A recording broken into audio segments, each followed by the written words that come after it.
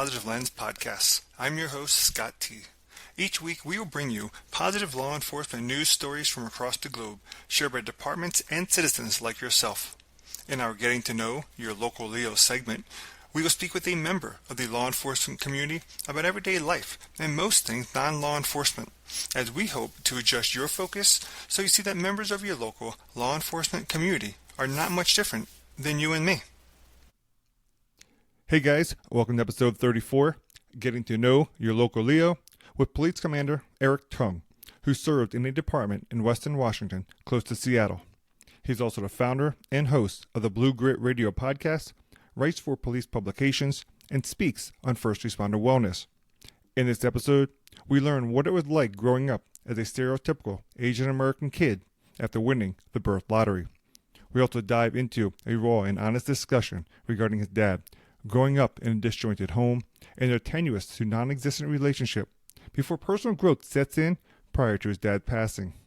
He also shared with us the importance of the diversity of thought, his unexpected marriage proposal, and the importance of health and wellness, where you can live the life you want the best way you want to live it.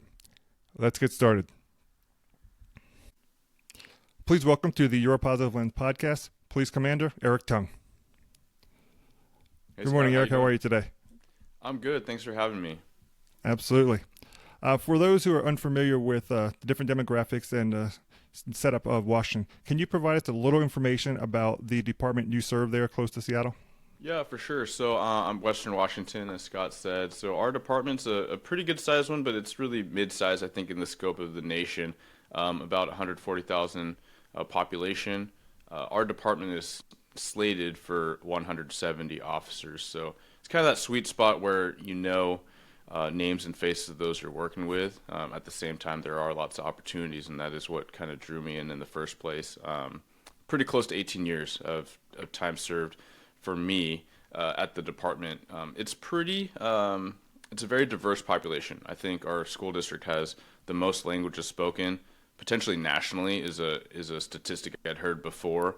And what really drew me was like the need. I was testing around and learning about different communities and different cities, and for sure, it was the type of demographic where there was pretty significant like various crime. There was gang issues, there was a lot of drugs, and there still are. And so in a lot of ways, like I wanted to do quote unquote the real deal.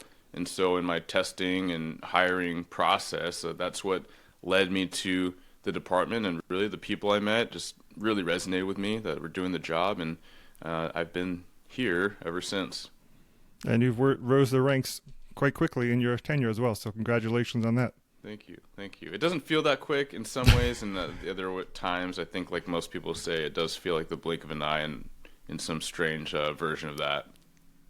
But I will say, the mentioned 170 officers, I think you said, right? That 170 is a sweet spot, and a population about 140. So that's a pretty good ratio, though, for officers to community, which I think also helps, like you said, not just the names of the people in your department, but building relationships with the community you serve. Yeah, it's actually, we are in Washington, the lowest per capita in the nation. I think that includes DC, as far as just like the ratio of cops. And then we are, where I work is actually quite a bit lower than the Washington numbers. I think we're toward the bottom as far as ratios. So we do feel strapped. We are running around pretty intensely at times, whether it's patrol or just cases stacking up on detectives' desks. I've had colleagues through the years from different parts of the country.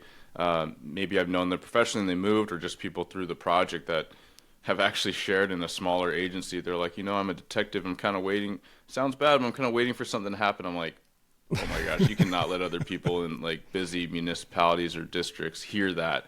They'll lose their minds, because it is triage. Like a lot of times in policing, sadly, there's a lot of victims. There's a lot of hurt, a lot of crime, but you got to pick and choose what you're doing. And that sometimes that's predicated on prosecutors too. Like they got to pick and choose what they're doing. So it is I appreciate the connection to community, yeah, but we are a bit under, and so for those like wanting more connection and more attention, like you can only do so much with what you have. That is true. Taking us back to the very beginning. You're in law enforcement at 18 years, but a little more about yourself. Where you're born, where'd you grow up? Yeah, for sure. So I grew up in Memphis. I was born there.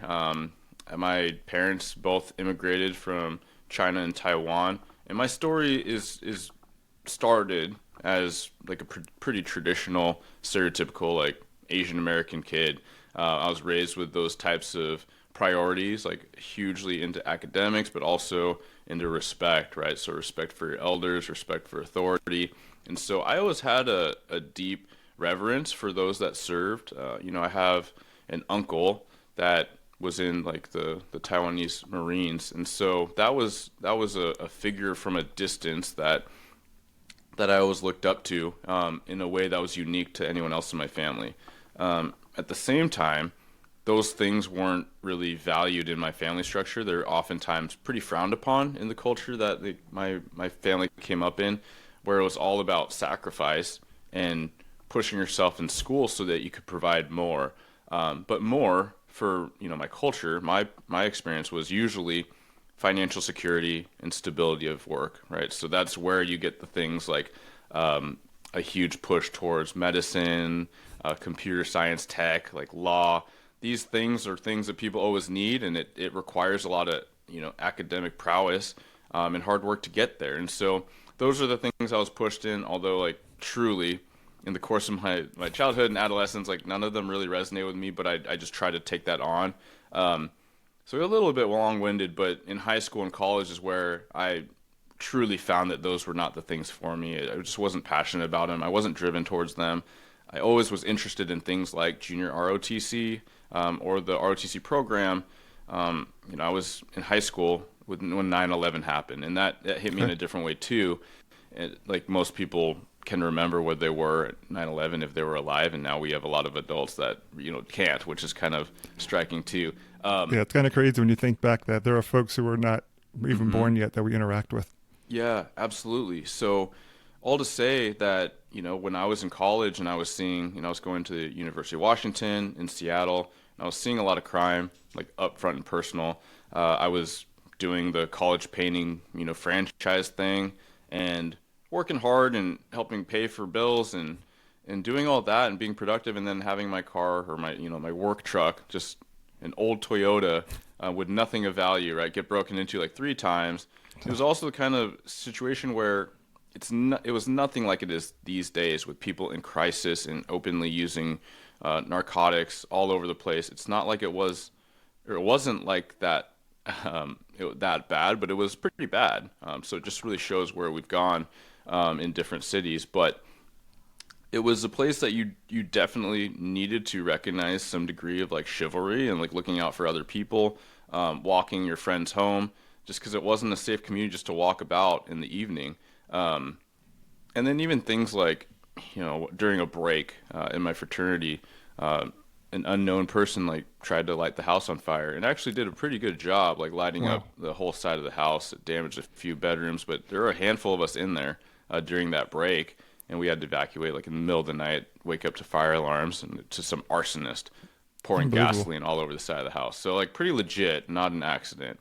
So all to say, like these things kind of like invigorated this frustration of like what's going on out here and wanting to do something about it. And so growing up as a really shy, reserved kid, it probably sounded kind of ridiculous to myself, but also others that knew me. But I was like, why not? Like now is the time. I have my youth, I have my health. I'm just going to throw myself at this. I'm a pretty okay, smart guy, so like I can figure it out, right? And then I just dove in, and there weren't the resources that there are now, which is a lot of why I try to provide those resources on my own content, on kind of meet the people that are where I was at, in their journey. But I really threw myself at not just policing, but firefighting as well. And so going and like buying this huge book on firefighter testing and, kind of running up and down the stairs of my fraternity with some weights in my backpack, like all these things to prep up for either career. Fast forward, fire didn't want me, even though I tested way better.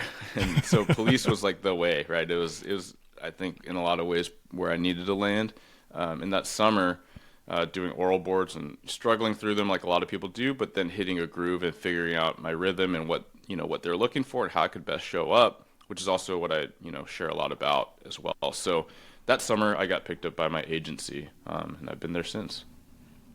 So let me ask you, we'll go back to a couple things. Memphis to Washington, that's a big change of scenery. Yeah. What led from the move from to Washington from Memphis? Yeah, a lot of people actually moved to the Northwest. I mean, especially, back then in the 90s because of opportunities. Like it wasn't quite as developed as it is now, excuse me. But like the Seattle area and like the surrounding suburbs, now there's hardly anywhere to build, and it's almost like this like Silicon Valley kind of situation that looks like it's following where the housing is just out of control as far as like prices. But it was really working schools. I mean, I was slated. It was following parents' work opportunities and recognizing that the public school system I was in Memphis, we were hearing incidents at the middle school of kids fighting and bringing knives to school, and there were metal detectors and all this stuff, which kind of jarred my family, understandably.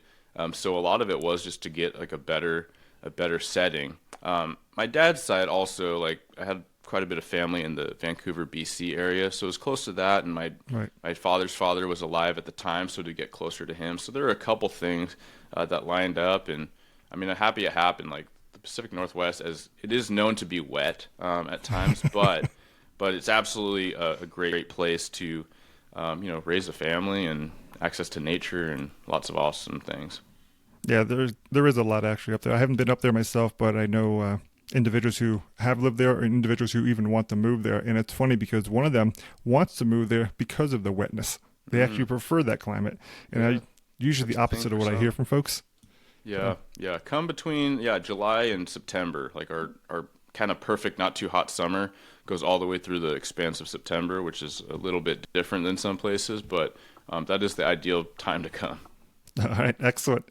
And now you mentioned academically as a child you were pushed. What were the areas you did excel in, even though it wasn't your wheelhouse of necessary medicine, computer science, microchips, but what was your wheelhouse? Where were you strong at? Yeah, early on, not to sound a certain way, but I was strong at everything. History to science to math. And then as I got older, for sure the math like dropped off. I think it was just not having a passion for it, which is like stereotypical. That's the thing that a lot of Asian Americans or Asians like care about the most, because that's the hard science that's going to get you those awesome degrees and jobs. But it is interesting looking back, like even the things that required creativity, I really excelled at, like writing and language arts, that kind of stuff. And I did love those things. I was a really artistic kid, and I do have an artistic bone in my body. And so I think in some ways when that creativity was suppressed, trying to find other things, I think, in a strange way, like doing this crazy thing like policing was a different way to express creativity.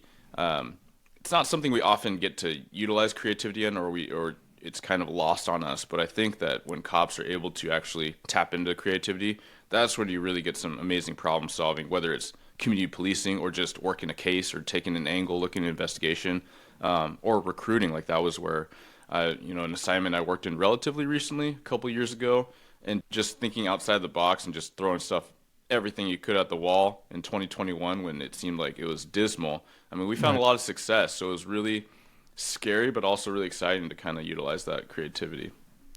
Yeah, and I think that's a key part, because many times the path is you study criminal justice, you go into law enforcement. And if we just use that as a generic example, everybody getting hired is coming in with the same mindset. But when you bring individuals in from different either cultural backgrounds or, like I said, different left brain, right brain, now you, like I said, approach a case, whatever it is, with a different way of thinking. So you see angles that someone else doesn't see just because we think differently. Yeah. So, when you talk about diversity and all that, I think that's also a key component of it. And I know when I got into the financial industry years ago, you had individuals from all different backgrounds. And it's not because everyone was speaking the same business language. People were, again, approaching problems, approaching issues with a different way of thinking, and it made us stronger, I believe. Yeah, that's absolutely true. Like even prior to recruiting, like I knew a lot of people that came into the department from different careers, right? Second career or just wanting a shift. We had people coming from teaching, and that one might seem more obvious to some, and then others, like I can think of a guy that's been in the job for quite a while, but he came from, the financial industry.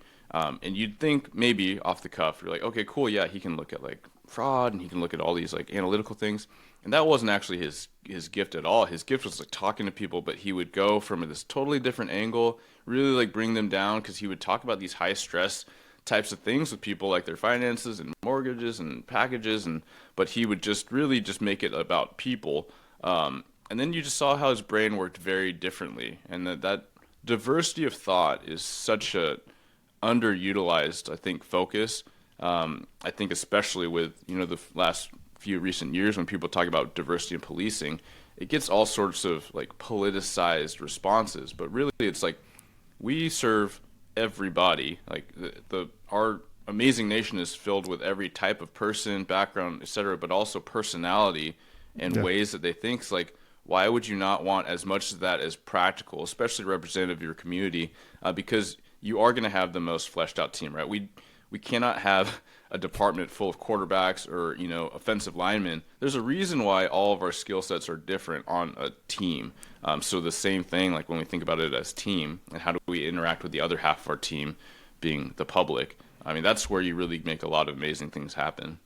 Yeah, without a doubt. And I'm glad you mentioned communication too, because I was recently speaking to a chief who said that he believes the power of communication is probably your most powerful weapon in your tool belt. I think because so. It's your ability to communicate, right? And you can do a lot of things if we can communicate with another person. Yeah. Otherwise, you're on an island by yourself, and what do you get done there? And it's technically nothing, because you're not doing it in a vacuum.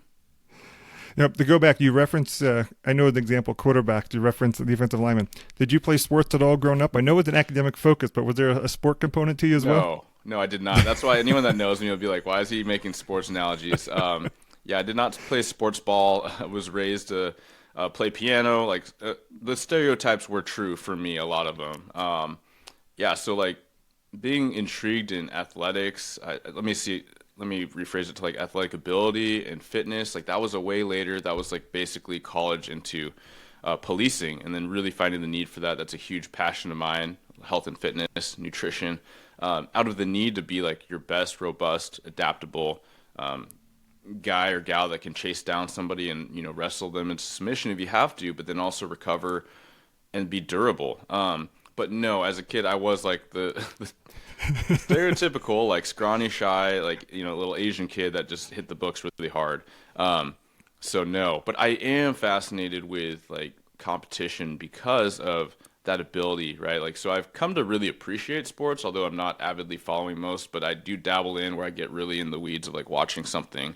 For a while it was MMA, and then it was like the Olympics, and it's on and off because I am fascinated with human potential, but also like from a leadership perspective, sports psychology and what coaches can do, different coaching personality types can do for different teams, because it is back to exactly what you highlighted, right? Like communication.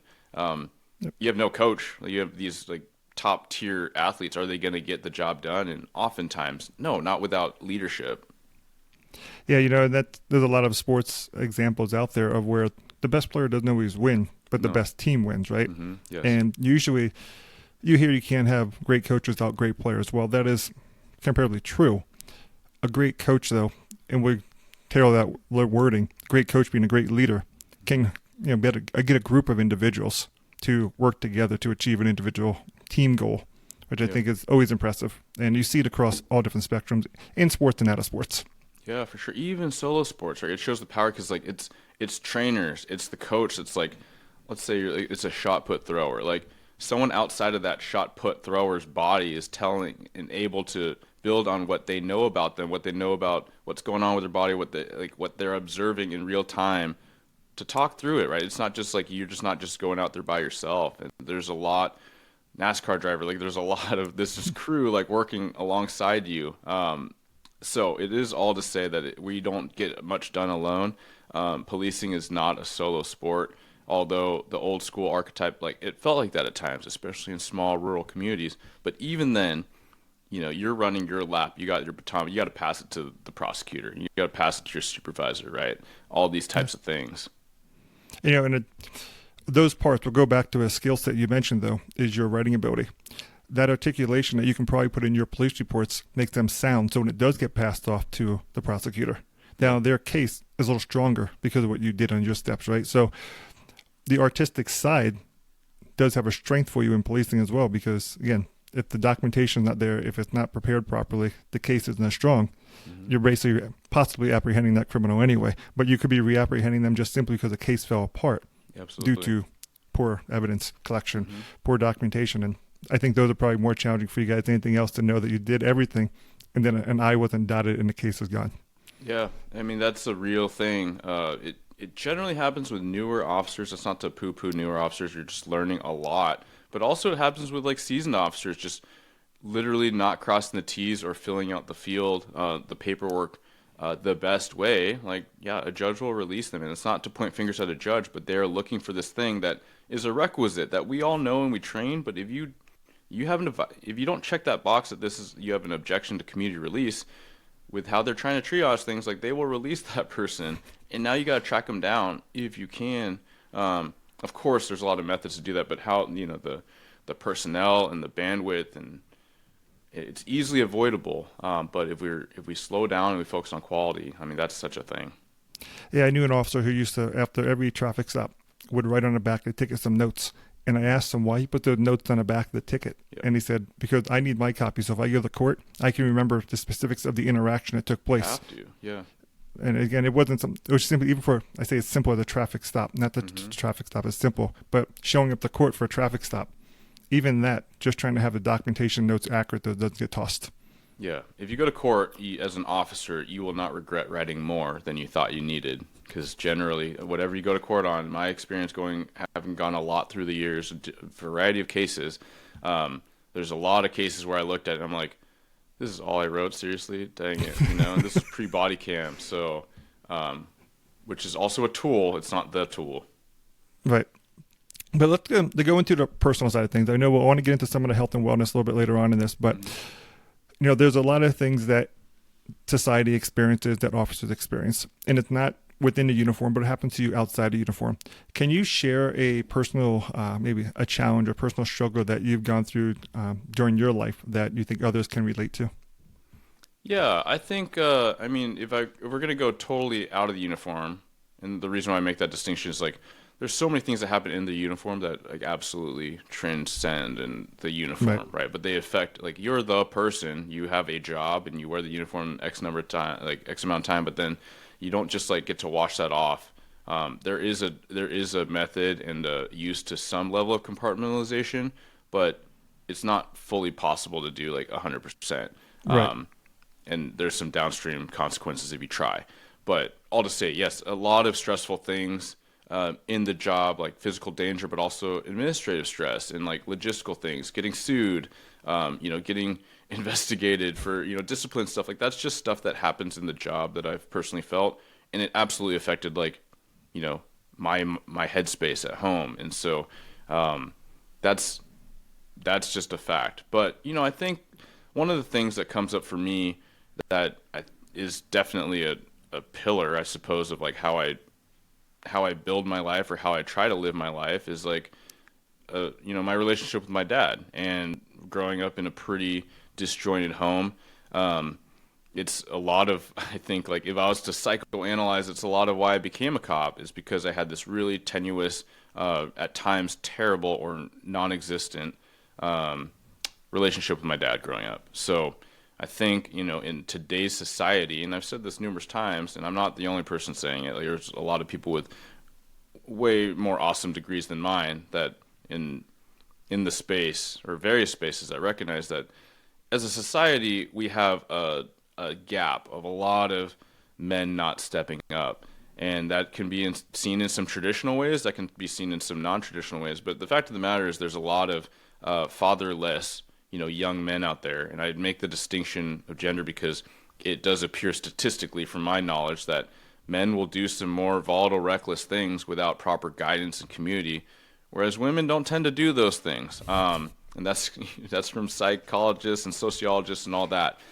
So it is to say that was a very foundational part of my life, trying to come to grips with that and trying to navigate like what it is to be a man and how to show up. And it's not just to be strong where, I wanted to be a cop in some ways to like prove that I could do the manly thing, but also that's like all the things that most of us, and I think most relationship will realize, is that yes, like being a man or being just an upward adult, they're synonymous is like being kind, being responsible, looking out for others. And there's a lot of ways that that can take form. It doesn't have to be this archetypical like protector in society.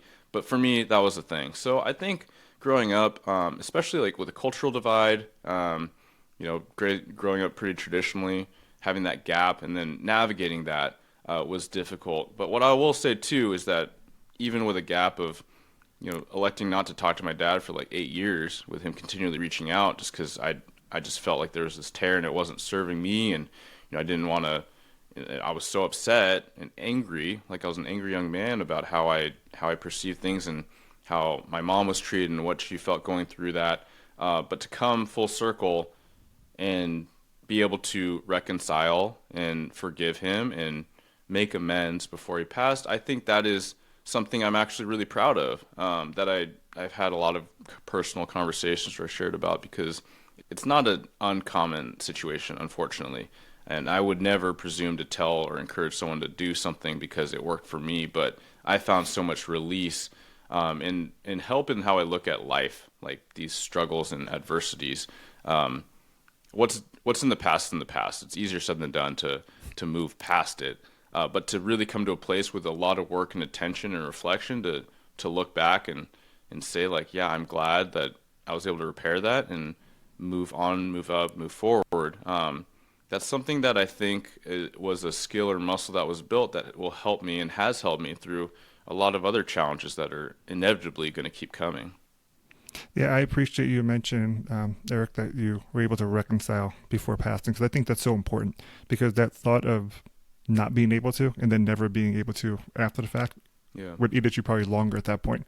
Yeah, and there was I'm glad you reflect on that, because I'll admit it did feel a little selfish, and I think that's okay, right? It's okay for me, it was okay to recognize, man, I don't want to regret this later, and that serves me. But that we are us, right? And then also one I guess mental challenge that helped me was, I wasn't a dad, but I always wanted to be a dad. Part of my story, and I am now. But I remember being in that time of like feeling really torn. Should I not? Like, should I go see him? I don't know. You really messed things up. But I'll just say, like, what if? I think what I'm getting at is empathy and trying to see things from his perspective. Like, he was, on his way out, and if there's anything he could do to repair it, he was trying, right? And even if would I give someone like a total stranger an opportunity to have some peace in their passing? I'm like, of course I would. Like, why would I deny that? I was like, okay, do you feel so strongly against your dad that you wouldn't offer that? You wouldn't give that to him? And I didn't feel like that was that anymore, right? I felt like the younger angry man had grown out of that or away from that. But also it was like thinking about, okay, regardless of the situation, everyone makes mistakes. And what if I find myself in a position where one of my loved ones, and who I was imagining was like a future child, I was like, if my future child, for whatever reason, I misstepped, or I was misperceived, or I just messed up, and what would I give, right, for that opportunity to apologize and make amends? I'm surely I would give anything, but to be denied that, I was like, man, why would I want to do that? So it was a strange, I don't know if that's a common thing, but it was a flip that helped me with that process. No, and I think that's a very valid point. I think it's actually something for many to think about, because oftentimes we've all had a grudge held against us or against somebody, right? Or that feeling.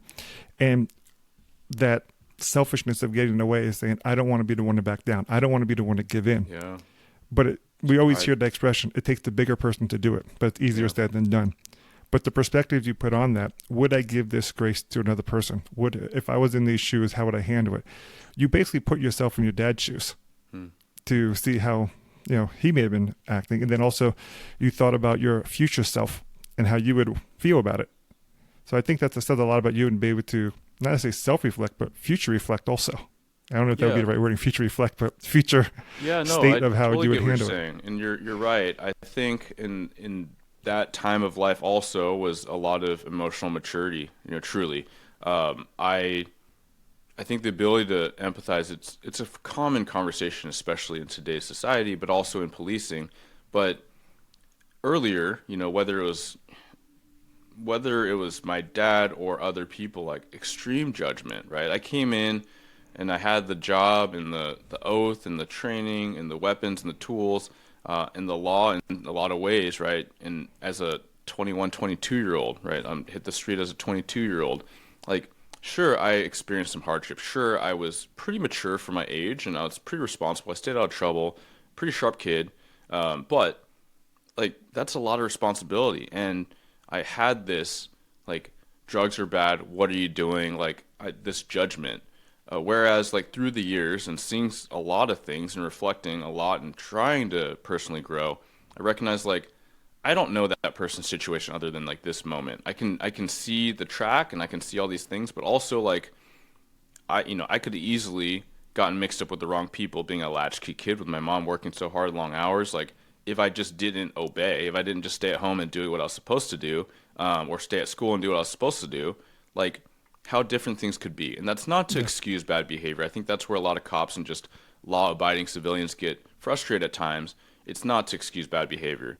But in the case of my dad, and this is part of my story, right? Like my respect for authority and appreciation for our country, despite the divisiveness and the noise, is like both sides of my grandparents fled communist China, and they're fleeing prison or they're fleeing for their lives because they worked in tandem with the nationalist government, right? Like, and I know how most Americans feel about like actual true like totalitarianism or communism, like. And so that's part of my story. That's why I'm even here. That's why I exist, and that's why I was born here. I won as a lot of people say, like the birth lottery to be born in the States in a lot of ways. And my grandparents like left everything behind, right? To be an affluent, like I can't imagine that, right? I'm upper middle class guy, family, house, savings, retirement. Just be like, nope, you're done. Start over because it's your life and your kid's life. But my dad was ditched. Like my grandpa like worked for the government, so he's like peace. My dad was like a young teenager, and he almost starved to death. He was trying to navigate through the Chinese countryside to like some distant family that would take him in, and he survived. And so his story is one of survival. And like, did he have the tools and the example, the modeling to be a supportive dad? Like, absolutely not, right? And he did not carry any resentment. Like, I remember asking him about it when I was actually a pretty young adolescent, and I was like, "Are you mad?" He's like, "Why would I be mad? He did what he had to do." And so to think about that later as an adult, to be like, that is his honest perception. He's just kind of grateful they still had a relationship, right? It was kind of the obligation as you take care of yourself, you survive, and then family otherwise. I know so many people would be like, no, like it's over my dead body, like my kid goes first, right? Like if you have a life raft, like you're throwing the kid on there, and your loved ones, and you might be last. It's kind of that parental thing, but it made me like release this blame and judgment in a lot of ways, because I'm like, man, like you didn't have it better, and generational trauma or whatever it is, like I feel confident that it's I'm able to kind of reorient things with the partnership of my wife, like here and now. So I feel really proud of that, but I also appreciate like what he tried, and I think it's helpful. It might be hard at times, whether it's a family member or like someone in the community doing some really awful things. There is that segment that's like truly awful evil, but I think the majority of people that are misstepping, it's like they're kind of doing what they know, and you take a step back. A lot of people that aren't doing great, but they're not doing terrible things, they're kind of doing the best they know how. It's not to say they can't get better, and it takes ownership in them trying, but it's certainly like I think, a less corrosive attitude to try to take on. I think what you mentioned a few moments back too is a lot of the individuals, again, are fatherless. Mm-hmm. And if it's not fatherless, they don't have a parental figure even guiding them, possibly. Yeah. And you mentioned a couple of things I want to touch on. I know you put a lot of information on your website, which we'll cover in a moment too, and you put your blogs out there. You mentioned the most powerful women in your life. Mm-hmm. You've alluded to your mom working jobs in this, and you mentioned being married now. You care to share with us about how important those influence of your mom on your life, and then now your wife is your partner as well? Yeah, for sure, absolutely. And it's like the team, but as much as like the vacancy of my dad and my mom trying to like keep the boat steady, it's kind of this impossible job to navigate. Just like truly, you can't like insulate, your kids from everything. And if you have that kind of discord in home, like it's, as much as she tried to, navigate it, like she did the best she could. And to say that like how hard she worked and the opportunity she provided us, how hard she pushed us, like my sister and I, like it was because like she wanted us to have every opportunity available, right? And hard work can get you a lot of places. And so, as I reflect on taking a non-traditional career path, not wanting to do the corporate, rat race as I kind of feared, but also like the grind. I just wanted to do something that's meaningful. As I reflect back, and you talked about my career, and some of my friends have noticed, like my career. I suppose like the things I've taken on and challenges or roles, and then starting also, as you mentioned, like my online presence and social media and the podcast. Like it's all a lot, and I'm at this point where I have to question like what is this all for, and is it enough?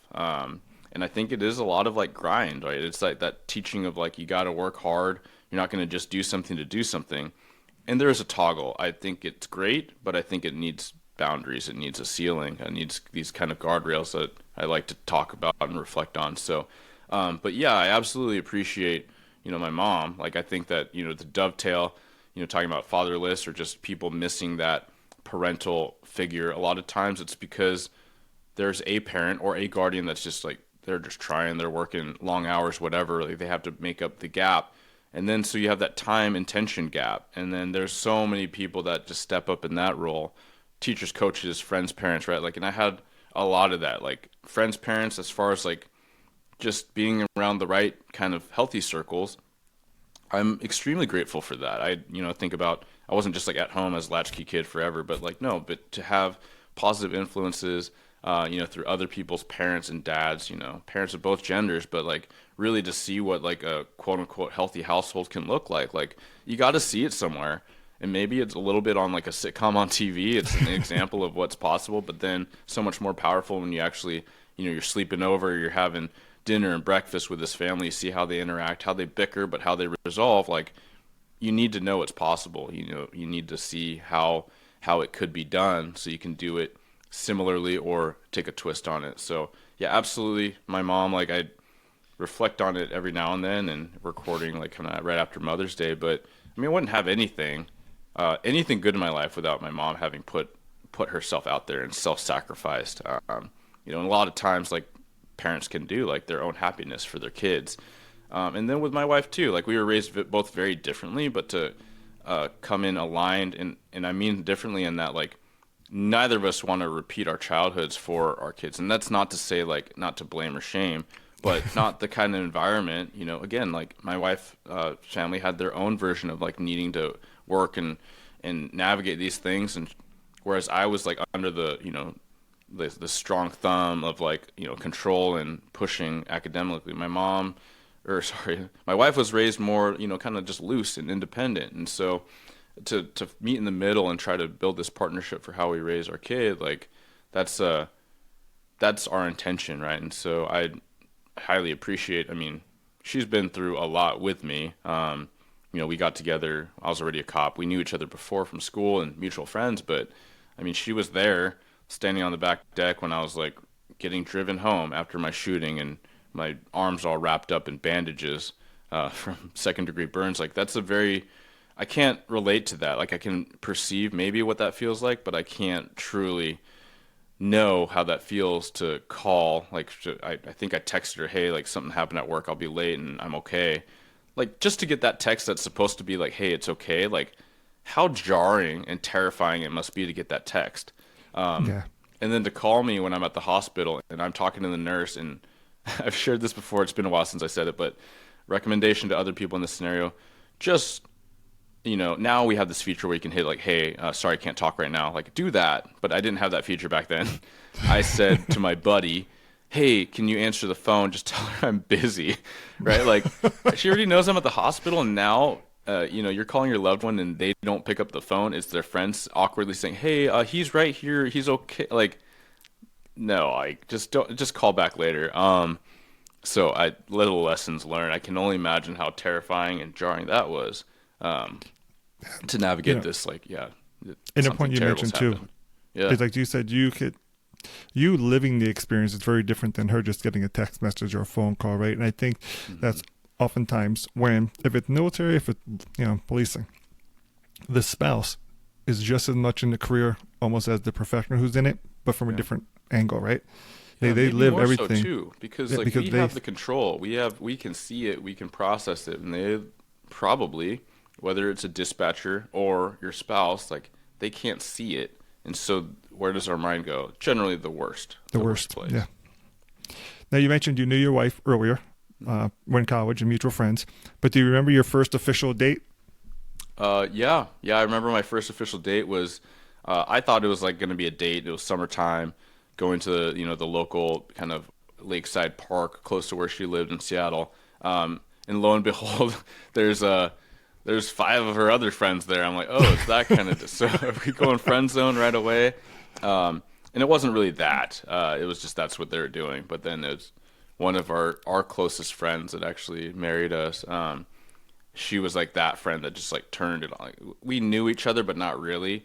It was just like, the questions like rapid fire of like kind of interrogatory, right? Like, what are your intentions with my friend kind of thing, but just like picking my brain and really getting the grill. And I'm good with it. I like to think I'm a pretty laid back person, but to get the report back later that it was a gleaming report card, right, from that kind of protector involved friend. I'm like, yeah, that's cool. It's fine. I have nothing to hide. But you still married her, so it all worked out. It worked the question: out, how did you propose? What was the proposal like? Man, so she was working for this retail company. She was like a store manager. That was a lot of her base. It was like retail coming up in that. And then there was this opportunity for her to get into the corporate side and training, and that was like a huge passion of hers. But that job was in LA. So she's mulling this thing around, and we were already living together. I was canine, right? We had the 2 dogs, the house. And I was like, you got to do it. And she's just like, what are you talking about? And I was like, you got to do it. Like this, we're young. We don't have like, kids yet. Like this is the time. And we'll work it out. And in the time, like this was like post shooting, like I already had it in my mind, like I need to propose to this girl. But in hindsight and kind of revisiting, she was just like, I guess we're tabling this engagement thing, like she thought like, okay, like and she was always career driven. And in some ways we joke about how I domesticated her, right? Cause I had the dogs and the career and the, and kind of locked down, living in the suburbs and pulled her out of, Seattle life. But she was just like, okay, like she appreciated it. And, we got her all like boxed up and moved out. And then on my first visit, like it was like the following week or two, my first visit, like I already had the ring, like all dialed in, and she was doing some work stuff, and we were, we had the evenings free. And so it was actually, on the rooftop of her LA, like kind of, extended stay or whatever corporate housing that they gave her, for the initial stint, like just this innocuous kind of thing where she did not see it coming at all. I proposed, gave her the ring, in the night sky, and she just starts crying. She's we're both criers at times, but she says like, why did you let me move here? And I was like, if I had proposed, like you wouldn't have done it, and you need to do it. I feel like, kind of a nod to what we were talking about before, like our loved ones make so many sacrifices, and oftentimes, yes, there's support, but it's not like most of our loved ones would elect for us to choose this job. Like, let's be real. Like, there's pride, there's support, there's love, there's that feeling of like, yeah, you got to do this thing. It's an important thing. But most of my true belief is most loved ones are reluctant, but supportive. I think most first responders, if they're like, hey, you know what? It's been 5, 10, 15 years. I want to go to this more like safe job, right? This more like, whatever different industry. I think most loved ones would be relieved, and I know my wife would be relieved. Even though I'm largely at a desk, she sees how like the stress affects me.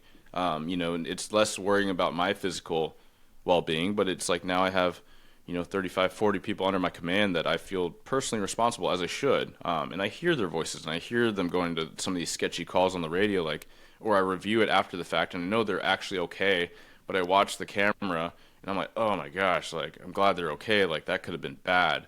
Like you Yeah. feel that that's a real visceral thing. But all to say, that was the proposal. Luckily, the 2 year thing became a 1 year thing. We got her back before too long. But talk about adversity. Like, no doubt, we knew during it was making us stronger. Um, and we look back and we're like, in a lot of ways, like that was great that we were able to grow through that.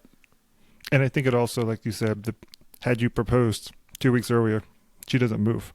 Yeah, And how different things for her, because being there, the empowerment she got from it, being able to have the opportunity to do something she always wanted to do, hmm also never has her thinking, 5 years later, 6 years later, I wonder if that would have been like, I wonder if I really would have enjoyed that.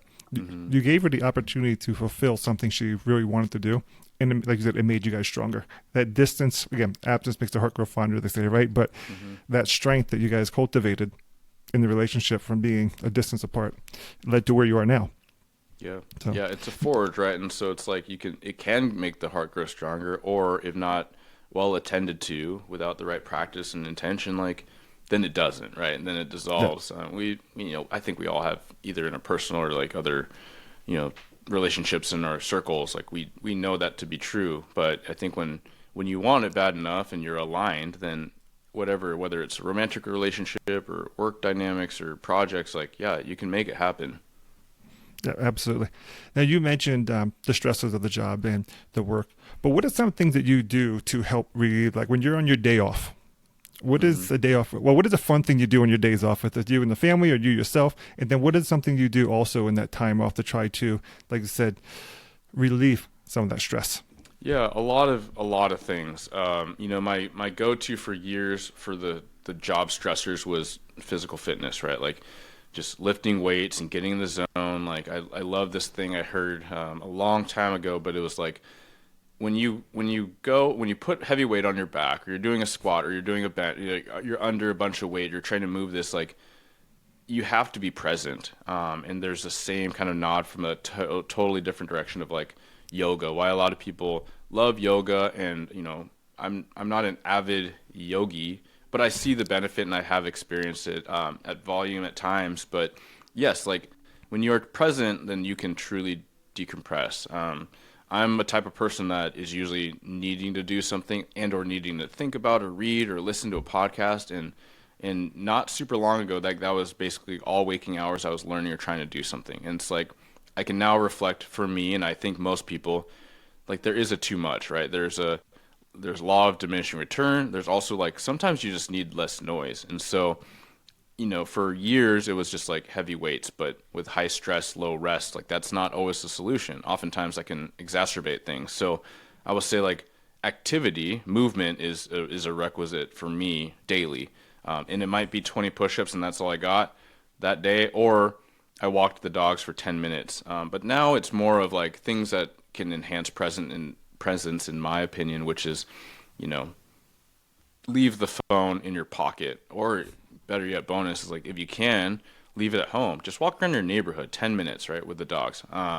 Listen to the birds, feel the breeze. Like these mindfulness kind of practices are huge, and it helps me be more mindful, like with my family. So my daughter's young, she just turned 6, and so there's this padding where like we get time. I usually get a lot of time before anyone wakes up, and then I have some time with my wife after we put our kid to bed. And how do you maximize that time, with when my kid's awake and she's not at school? So it is like doing the simple things. Like I loved drawing when I grew up. And then when she does art, right, coloring, like you're just kind of there. You're just in it. You can focus on your thing, getting the lines, like something like that. Kind of surprisingly, like it shouldn't be surprising, but it has been kind of therapeutic just to like draw this thing alongside my kid, like compare what we drew. So those little things, absolutely, as you nod to, like spending time with my family, trying to keep enough, energy for me and my wife, because that's a struggle, I think, for a lot of relationships. Like, you finish your workday, you manage the kid, right? You figure out the bedtime process and all that, and then you're kind of zapped. And then is the TV couch, like, is that quality time or not? It depends. But trying to just have conversations and work through that or work on that to make sure it's not just passively like, this is what we do on autopilot before we go to bed. I think that's a real struggle for a lot of people, but we're not immune to it either. Yeah, I think, the thing with children, I know with my children too, I try to keep in mind, and it's a struggle. They don't have the concept of time that we do. Mm. We know we have to leave in 10 minutes, and they're having a wonderful time. We're like, hurry up, get done. We're trying to get them done because we have to leave. Yeah. But in their mind, leaving in 2 minutes makes no difference in their life. They're like, if I leave in 2 minutes or leave in 5 minutes, I'm having fun. And to stop the child from having fun, you don't want to do it, right? You want to have your child immersed in what they're doing, having a great time. And it is, I think, a struggle with that too, because we work on a timetable, and most times children don't. Their concept of it is just different than ours. And their we are the only. They don't have an obligation to anything, so to speak, right? They don't have a job to go to. They have school to go to, but we take them there. If they're late to school, it's either us or the bus. Right. So, they're usually not the slow ones getting ready and whatnot. But, you mentioned a couple other things that you do outside. So you founded Blue Grit Wellness, and you also have the Blue Grit Radio podcast. Like I said, health and wellness is important to you. So can you tell us more about the podcast itself? Yeah. Yeah, the podcast was really born out of hopping on another podcast. Shout out to Ken at the Police Applicant Podcast. But when I was in recruiting as a sergeant and hiring manager with my recruiter, we were just trying everything, as I kind of alluded to before. It felt like an impossible job to me, but we needed it more than anything, as everyone did, or maybe still does need that push and trying to recover their staffing after record attrition. But then just trying to share story and share positivity, right? And so we talked about our department and what the job has meant to us, and trying to engage with people at a different format. And then we realized shoot, I could start my own. And my boss was supportive of that. It was mine, but it was supportive of utilizing that for recruiting purposes. And so it was sharing story, just how do we streamline this, just to talk about the profession. At the same time, I'd already been running Blue Grit Wellness largely as social media and the website, a blog that you mentioned, which is less blog now, more newsletter, and the social and the podcast. But all to say, it was these things that I was passionate about and things that were positive that I felt are something that we can all grasp and just slowly and better ourselves in our community through our departments, right? So that's personal health. That's not just physical fitness and all that. That's really where Blue Grit started, was fitness, nutrition, mental health awareness, and destigmatization, peer support stuff. But then really that bled into leadership. That bleeds into police culture and training and all of these things that we're trying to get better at. So the podcast is all that, right? It's police culture, mindset, just how do we elevate ourselves as better cops. And also, there's plenty of listeners that aren't law enforcement. Some are military and some just aren't at all, but they resonate with the first responder community and what we can do to support, but also just, it's kind of what better proving ground than this really high stress environment, right? So people have high stress careers of all types, but the lessons learned from policing can be translated to help anybody, right? So oftentimes I talk about policing because it's what I know, but the takeaways are there. I have a buddy that has been in kind of the trucking industry and management, and this last episode about purpose and kind of this mid-career rut that a lot of us, or midlife rut, I don't want to say crisis. I think it's usually just a reorientation or a pause, but he's there, right? So he had all these reflections he was sharing with me about listening to that. So that's really where it's at. It's just trying to be positive, for the broader community outside of just me and my circle, but outside of just my department, just trying to further these positive conversations so we can all get better. I say congratulations actually on the podcast as well, because I think just a few short weeks ago you eclipsed your 200th episode. Yeah. I think the time airing now we're at 215 or so. So yeah, it's a lot, as you know. It's a lot of time and work and love and grind, but it's meaningful. It's been an interesting journey for sure. And you mentioned the importance of health and wellness, and it's not just for members of the policing and law enforcement community. Can you tell us why you believe health and wellness is so important for individuals, just your personal experience from it? Yeah, absolutely. It governs everything. What is it that you intend to do here on this earth in the time you have? And I don't think it's lost on anyone. We think we just kind of shovel it to the side, but your ability, so your physical body and its ability, and it's it is the vehicle that your mind, your soul, what have you, what you believe is navigating through this world, this life. you got to take care of it or it won't take care of you. Same with your mind, right? Like there's brain health, but there's mind health, and there's a difference there that is kind of fun, and I'm trying to explore that more. But like, how are we staying sharp so that we can be capable to do the things? How are we emotionally regulated, right? Like you talked about de-stressing. You can do all the things you want to do, but not if you're maintaining this vehicle, right? Right. It's like the classic adage of like redlining the car. You can have a performance vehicle, right? But if you're not actually taking care of the maintenance, like that thing's gonna be a clunker and it's gonna be useless, even though it's like a $200,000 car. But if you have your good old reliable like Honda or Subaru, but you're actually doing all the oil changes and you're like checking the tire like levels, like those things can drive a long, long time. You take care of them. So it is just a nod to like that is your ability to optimize and live the life you want the best way that you want to live it. Excellent. Appreciate that. You mentioned peer support also, though, and you're a peer support coordinator with your department, destigmatizing mental health. There's a lot around that going around the country now, the department. You're doing a significant amount with that. I think you're on the forefront of a lot of areas through the podcast, your mission yourself. Can you tell us how it's impacting your department, and also even how you're seeing those impact around the country, how peer support coordinators are making a difference? Yeah. So I think like there's peer support, which in different states there's like different kind of legislation and awareness of like it's essentially like some protection of certain types of speech, right? So if I went to a stressful call and I'm like, man, like that really messed with me. My sleep was messed up. Like the purpose is kind of that like the person I tell, if they're peer support designated, generally like they can't be compelled to talk about it. So if you think about the old school, like maybe not so positive management, like the captain or the assistant chief can't be like, hey, I heard like Tung was kind of stressed about it. Is he not capable of working? Like it's nothing to do with that, right? It's just I was just sharing a thought. But with peer support, like literally that boss cannot ask my peer, my buddy that I confided in. So it is like this other layer, this other tool. Therapy is a tool. Mindfulness is a tool. Peer support's a tool. Going to an inpatient treatment for trauma is a tool. Also, like religion or faith for a lot of people is a tool, right? And physical fitness is a tool. So it's all to say like it's one more tool. So beyond like the officialized peer support, I want to talk about just this culture of peer support, which is that even if you don't have protected speech or protected, I think language, like it's this notion like we got to check in with each other, right? So that's civilians. That's not just like, hey, how are you? Hey, like you good? Which I think is a start, and it could be a healthy part of a culture. But when someone's just seeming off, maybe it's your buddy and you see him every other week, but he's off, you say, hey, you seem off. Is there something going on? Something you want to talk about? Something you want, like, it's just being more direct and caring about that. Like the worst case scenario is someone gets put off and later they're like, oh, he just cares, right?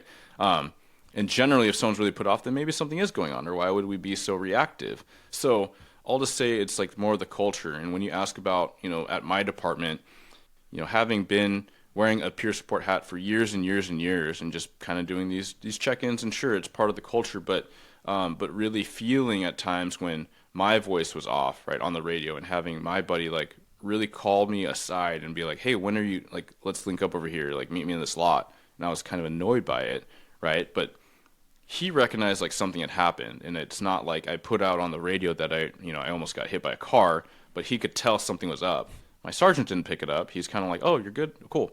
Not blaming the sergeant, but this was Right. my buddy that like we hung out a ton together. He knew me, and so like he picked He it could up. detect that something was off. Yes, yeah, and that buddy's Diego. He's a buddy that we lost in line of duty, and he's a lot of the reason why I do a lot of this. But it just made me feel peer support on a different level when like someone was able to check on me because they truly like saw me and knew me. But also beyond that, it's like one of my prouder moments, and moments there's a lot like this where I'm in a roll call or briefing, whether it was as a sergeant or now as a commander, and people are talking about a call where there's like a really kind of heinous crime kind of thing, and on their own, unprompted by me, but there's a 10, 15-year officer that's in there and being like, yeah, dude, that was really messed up, and I'm going to talk to my therapist about it. I got I got an appointment on Tuesday. Hey, and you young guys on the other side of the room, like, if you don't have a therapist, set one up, right? It's all the things we try to say organizationally, but it means so much more from quote unquote peer, like the same level, someone that's been there, done that, and doing it still. That's like, hey, no shame, and actually, it's the opposite of no shame. It's actually like a badge of awareness, responsibility. Like, hey, I just show up better when I can talk to a professional, offload this, because my wife is not my therapist, and I've played that game. I still do, right? I vent a lot. We share, but there is a point where that's not constructive, and they're just trying to listen and help you. But you literally have this vocation of professionals that go through a lot of training, a lot of experience to help you through this thing, whether it's you're getting IA'd or whether it's, you're getting sued, or whether it's like, you were in a pursuit and you almost got T-boned, and you're trying to navigate that because you feel like your life just flashed before your eyes. Like, these are all real things.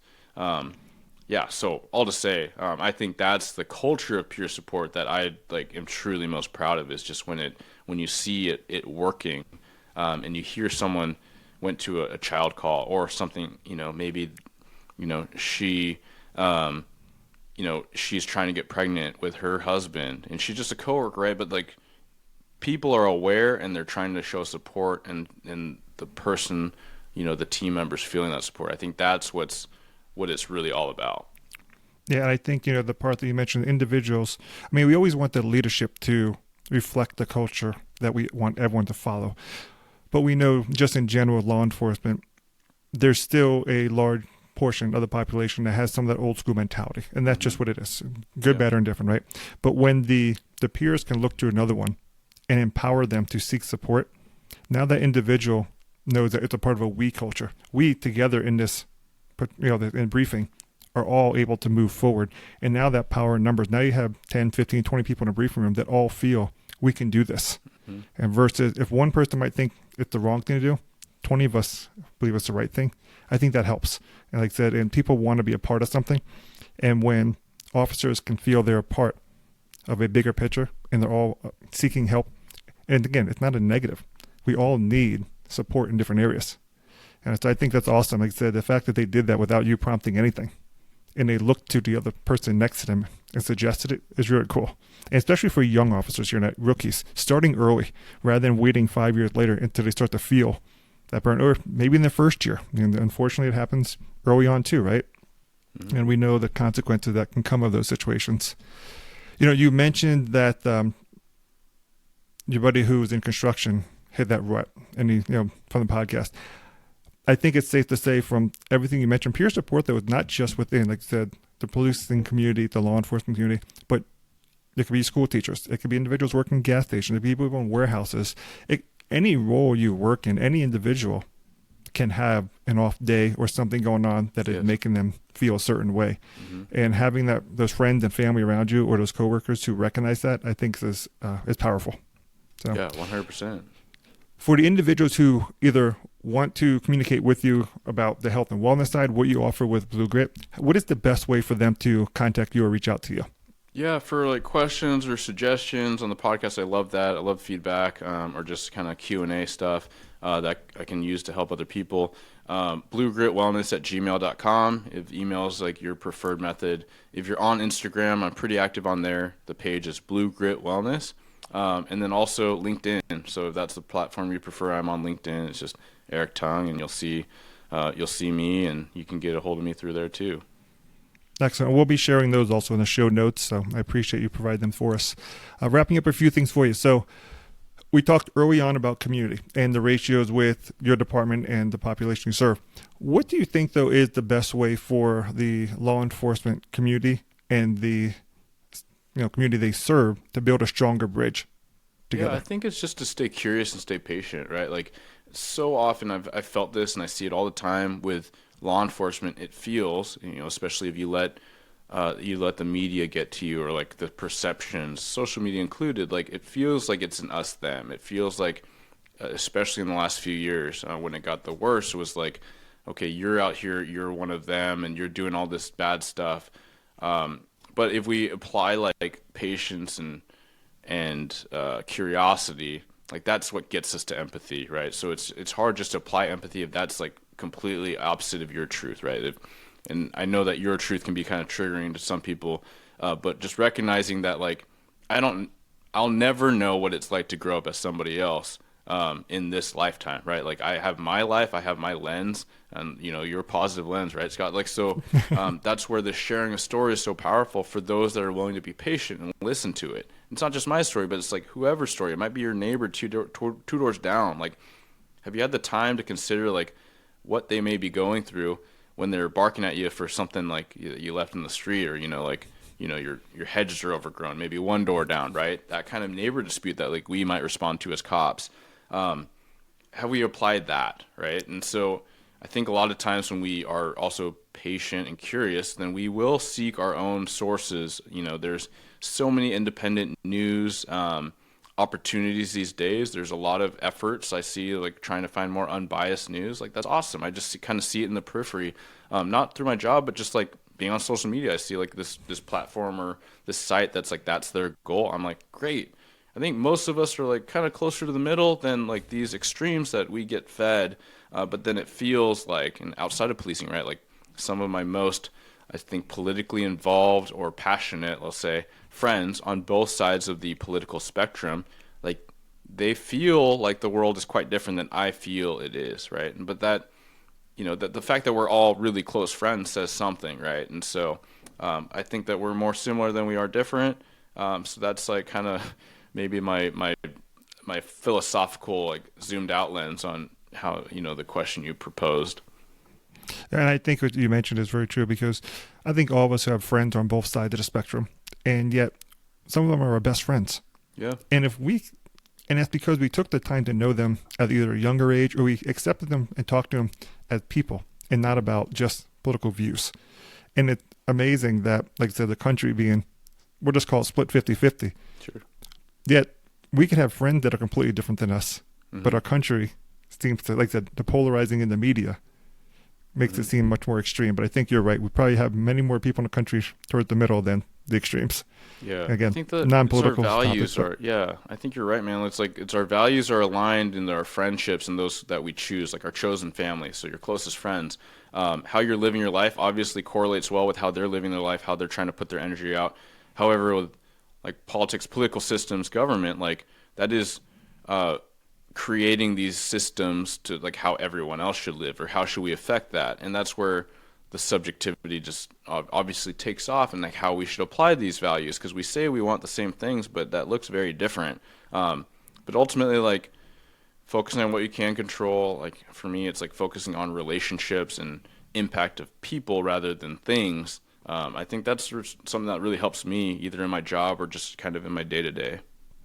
Yeah, someone once gave me something they made for me years ago. They did pottery work, and it was a little thing to hang on a wall. It says, "Friends are the family you choose." Yep. And it always stuck with me. It was like, because family is important to me, but it's unique because some of your best friends are like family as well, right? Absolutely. So you'd mentioned, you did better on the fire test than the police test years ago, but now you have an impact on not just policing, but other individuals outside of policing. However, if you had to do it all over again, would you still pursue the career in policing? Yeah, absolutely. I think it's too easy to say that you have no regrets, because that's like, oh, I wouldn't do anything different. I would certainly do a ton of things different. I've made plenty of mistakes, miscalculations, misperceptions, and I'll continue to do so. However, like I recognize some of the hardest times in my life have been absolutely a result of policing, the highest amounts of stress and trauma exposure, like absolutely because I chose to be a first responder. But I wouldn't have changed that. I wouldn't change that at all because of my support systems, the people in my life, the kind of wellness, I suppose, routines that have been better and more, I suppose, more regimented at different times in my life have allowed me to stay resilient, right? So that's where blue grit comes from, like this grit and this tenacity to keep like charging forward. With grace, right? Like this, I have my own twist on it. It's not just like to be tough as nails and like charge through, but it's like to keep building. Resilience is a part of it. Like patience is a part of it, but being positive. So although every adversity has been hard, like I believe I've been able to grow through it. And I think that I've been able to grow through it because I believed I could.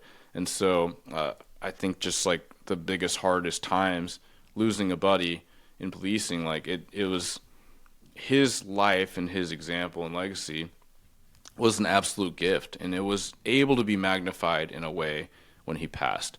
I would love to have him here, but I can't. So that's the lens I choose to take, and it's a real thing that I feel, and that's just one of the many things of like adversity and just recognizing that we grow from challenge, we grow from hardship, and that's a lot of it is a choice. And if individuals are interested in learning more about the Diego story, I know you have information about that on your website, and you have, I believe, the video on there. You have a blog on there. You have information written about it, the hats you had made. So even the bracelet you wore, right? I think there's so many things you put in there. So if individuals are interested in learning about that, they should definitely check out the website, because I think you pay a tremendous tribute to him there as well. So I appreciate that. Individuals, are always in the community going about and trying to remain safe. So if you were to offer up a safety tip for individuals, everyday life, should they practice? Yeah, on that, I guess, like I just kind of said it, but like be curious, right? So we talk about vigilance and we talk about hypervigilance, like being too aware and kind of getting like paralyzed of like what may be around the corner in the shadows. But when we remove judgment from it, it's a shadow. Like, why do I feel uncomfortable in the city going down this dark alley or going past this dark alley? Well, it's because it's the unknown, and also like things could happen in dark alleys. So removing judgment and just being curious of like, why do I feel this way? Listen to that. Listen to your intuition. That's usually rooted in all of your experiences and exposures, and then move past it. Right? There's a reason why you don't want to go down the dark alley. Cool. Walk past it or go around. Like walk on the far side of the street because someone's acting strangely. That's okay, right? Some people might say like, I don't want to judge that person that's acting strangely. I don't want to. Cool. Don't judge them. Just recognize like how they're acting seems a little manic. It seems a little bit like what is the word? It seems like a characteristic of someone that might be under the influence, and like that is just not a comfortable thing for me. So I'm gonna go on the other side of the street, and that's totally okay. But not to be like, oh, I don't want to be judgy, and I'm gonna walk up. What if he like reacts or like lunges at me? You can just avoid it, right? And then just have like safety plans based on your mindset, your training, your physical ability. Do you carry a weapon? Do you not? Do you go strength in numbers? Do you take the well-lit side of the street? I think these are all things that can be stressful for some people to initially think about, but then realize like that is all in the effort and the goal of being more safe. Do I call a buddy and have them on the phone as I'm walking home, or do I have my phone ready, with 911 prepped because this is like kind of a weird thing going on, and I can easily just like turn the phone, like sleep the phone again, right? Put it away if nothing happens, and that's great. Like just to have plans, these contingencies we talk about in police training that are absolutely applicable to everyone. But again, kind of going back to the main thing is be curious, and then you're not going to be, let's say, fearful or too reactive. Excellent. I appreciate that. And I'd like to say thank you again, Commander Tung, for being on the Getting to Know Your Local Leo episode today. You've shared some personal notes, which I think are important. It lets individuals see that members of the policing community are not much different than them in the walks of everyday life. The information about health and wellness, I think, are essential, not just to those in law enforcement, but outside. Again, with the Blue Grit Wellness, the Blue Grit Radio podcast, you're sharing that message. You're leading the charge, I believe, in an evolution of health and wellness within law enforcement, and the ideas that, again, it is okay. And I appreciate everything you're doing with it, both your daily service as a police commander, but also what you're doing for your fellow officers and the members in the community. So I think they're truly lucky to have someone like you involved in that role. I know you do speaking engagements and whatnot as well, so it's really important. So thank you tremendously for that. For those interested, though, like I said, in learning more about Blue Grit Wellness, the website, bluegritwellness.com, we will have the information, like I said, in the show notes. And so thank you again for joining the podcast today. And we look forward to seeing everything you're doing with the podcast and the changes that you're inspiring within your department, and hopefully the country follows. Yeah, thanks so much, Scott. I really appreciate your time and sharing this place and space. And yeah, on the website, you can subscribe to the free newsletter, and it is geared a bit more towards everybody, right? Just like healthy tips and mindset and summary of the podcast. So yeah, thank you so much for the time and your project and what you're doing for the community. Absolutely. Thank you again, sir. We'll talk again. Take care now. Thank you. If you liked this episode, follow us on Spotify, Apple, or wherever you get your podcasts. Provide us your feedback in the comments and leave us a rating or review. We truly appreciate your opinion. And then follow us on LinkedIn or Facebook to get all the latest updates. Remember, you can always find places that will share negative law enforcement news stories, But here, at Your Positive Lens, you will only find your positive law enforcement news stories. Once again, I'm your host, Scott T. Thanks for listening, and we'll capture you on the next Your Positive Lens.